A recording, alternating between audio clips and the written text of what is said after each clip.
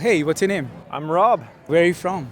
Originally born here in California, grew up all over the States, but now currently work and live in Dallas, Texas. That's amazing. Since you've worked with a lot of Indian immigrants in the US, what is one mistake do you think that people are doing here which is prohibiting them landing a job or getting successful in the US in general? I'll give two. Okay. So the first one I call the desi bubble. As I meet these students, they come from India, lots of money, flying all across the world, but all their roommates are Indian. Yes. At some of these universities, 90% of their classmates are Indian. True. And they've even got Indian professors. Yes. So it's like, why are you spending thousands of dollars traveling thousands of miles to come and do India for your master's in America? Yeah. And that's the desi bubble. Now, I get it. I was thankful in India, I had American colleagues and friends and teammates. So it's nice to have your own people when you're in a foreign place. So don't take that for granted. Yeah.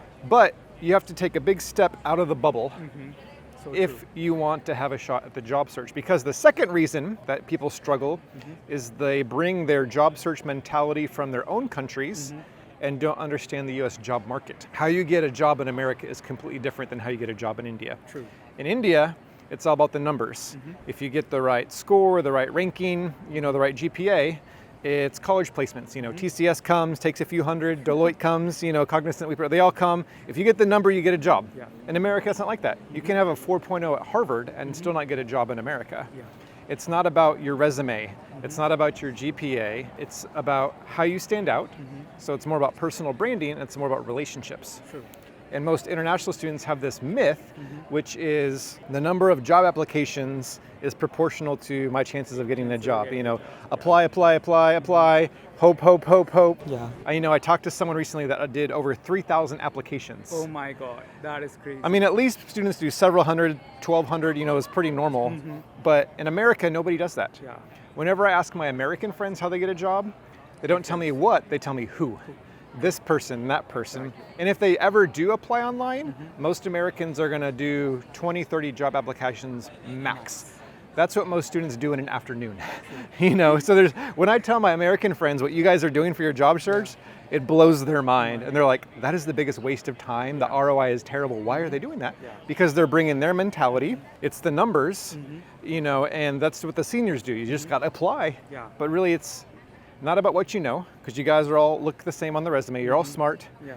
It's not about who you know, it's about who knows you. Exactly. But because of the bubble, the desi bubble, you guys don't know any Americans. Every spring, April, May, I get lots of calls, texts, Rob, help me. Yeah. I don't have an internship. I don't have a full-time. Summer's almost here. Can you help me? And I always ask the two questions. How many applications? 500, 800, 1,200. Whoa, so many. And then I say, how many American friends do you have? What do you think the answer is? Probably they'll say zero. Yeah, it's usually, zero. They'll say, Rob, you're my only friend. And I'm like, oh, thank you. But that is why you don't have a job, is because you don't know American professionals, or you don't know professionals in America, because it's the bubble. So the more you step out of the bubble, because you're not going to meet professionals on the college campus, you have to make that effort to get access to the people who can help you in your job search. What do you do for a living? So I do training and consulting, but in the cross-cultural persuasion. Some people call it cultural intelligence. Yeah. But really I help other people from different cultures to work together, to understand, to increase communication and productivity. And what is Chai and coaching? Just tell me about that. Yeah. Chai and Coaching is my YouTube channel. That's how most international students know me. Chai is love, Chai is friendship, dosti. Chai is everything. Yes. Chai pyar hai. And fell in love with chai when I used to work in India, but now we created a community to help students who are coming to America. So we talk about study abroad, visas and immigration, job search, adjusting to life in America. Yeah. And so that's kind of the online community space where people can get help. What motivated you to get into this industry? It's interesting because I studied engineering. I'm a petroleum engineer by trade. Studied at one of the top programs in the world, but then had an opportunity to go to India. A friend of mine recruited me to go to India for a gap year. So I went to Hyderabad for a year, and then I thought I'd come back and start my corporate career, in America. But then I fell in love with India and stayed, kind of helped with this startup journey. So then spent a few years in Delhi, and then launched out and started a branch in Bangalore, and loved it, working with Indian companies and universities, and built a lot of friendships. But in India, there's a saying, Aditi Devo Bhava, Yeah. guest is God. And we were dumb Americans trying to survive in India, which is not for beginners, as everyone knows on YouTube now. And life in India is an adventure. Good days, bad days, but so many Indians were wonderful, helpful, friendly, and we survived because of the community there. And so, and I was, far from home, family culture. And then when I came back to the States, we realized there's all these people that are now coming to our country, at the universities and, working, and how can we help? So we started volunteering at the local university there in Dallas, meeting students, helping them, picking them up at the airport, and building some good friendships.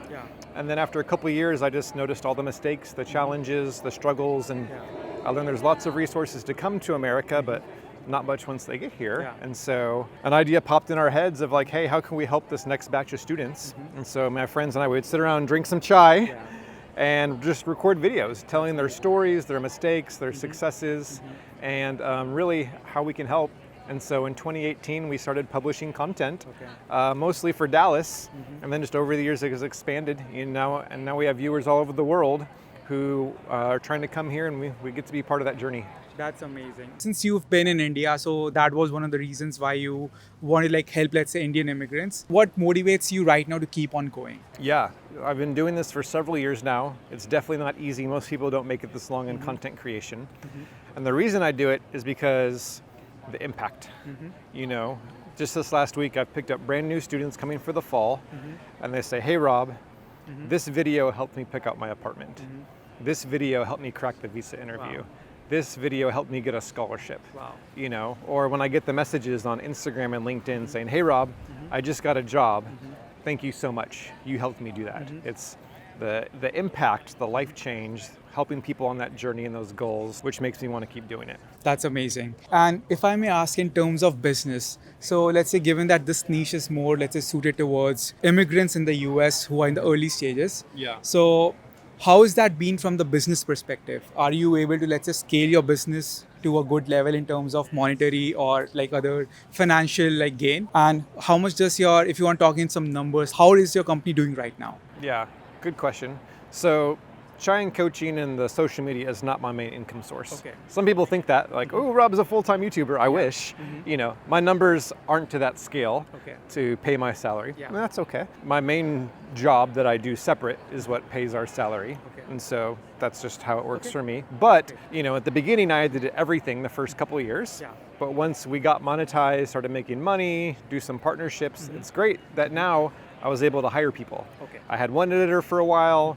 Now I've got a social media manager and a copywriter, and I can pay other people so that we can do more with less, and I have to do less of it. And so basically it kind of pays for itself, which is great. And then, if it does more someday, awesome. That's amazing. One advice for someone who's planning to move abroad, especially in the US in 2026? Make decisions based off of facts, not fear. I know it's an interesting political climate with our government and how immigration is being talked about and with rules, and people can quickly panic or worry. It's always a risk, no matter what you do, going abroad. It's got to be a calculated risk, but do your research. Don't let headlines and rumors make your decisions. Do your research, talk to people there. I always say go to the source. If people ask me about a college, I'm like, I don't know, I didn't go there. Get on LinkedIn, get on Facebook, find the people there, talk to them. If you want a career in software engineering, talk to the software engineers. If you want to become a data scientist, get on LinkedIn, talk to a data scientist and see if it's worth it. Or if you want a college, talk to the students, see if it's worth it. If you go to the source, you can get the actual data points to make good decisions. Stay away from social media and news headlines, which want your clicks, but aren't going to give you good advice. Awesome. This was pretty solid. Thank you so much, man. Yeah, this is great. Lovely interviewing you. Cheers, everyone. Cheers.